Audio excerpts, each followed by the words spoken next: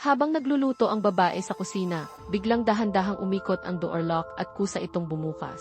Pumasok ang anak ng kanyang asawa na si Lisa.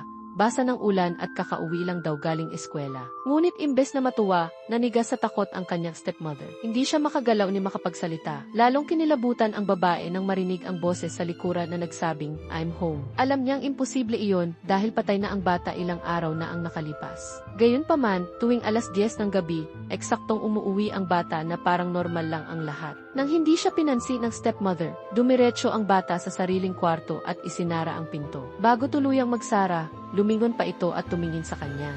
Nagtago sa ilalim ng mesa ang stepmother, nanginginig habang dahan-dahang tumitingin sa pintuan ng kwarto ng bata. Sa siwang ng pinto, nakatitig ang anak sa kanya, puno ng lungkot at takot ang mga mata. Para bang may gusto itong ipahiwati. Sa isip ng babae, kung sana ay nasundo niya ang bata 7 araw na ang nakaraan. Umuulan noon at alas 10 na ng gabi nang matapos ang klase. Dahil walang dumating, napilitan ang bata na maglakad pa uwi mag-isa. Sa daan, huminto ang isang kotse. Laking ginhawa niya nang makitang kapitbahay nila ang sakay, kaya agad siyang sumakay. Hindi niya alam na isa pala itong brutal na mamamatay tao. Kinabukasan, natagpuan ang bata na patay at inilagay sa pulang maleta. Nabalita pa ito sa buong lugar. Walang makuhang ebidensya ang pulisya. Ngunit napansin ng isang may-ari ng luggage store ang pulang maleta sa balita. Naalala niya ang lalaking nakasombrero na paulit-ulit bumibili ng parehong maleta. Sa tuwing bibili ito, may kasunod na kaso ng pagtatapon ng bangkay kinabukasan. Balak sana niyang tumawag sa pulis, ngunit pinigilan siya ng asawa niya dahil baka maapektuhan ang negosyo. Simula noon, araw-araw nababalot ng takot at guilt ang stepmother. Tuwing alas 10, nagtatago siya sa ilalim ng mesa habang may hawak na krus.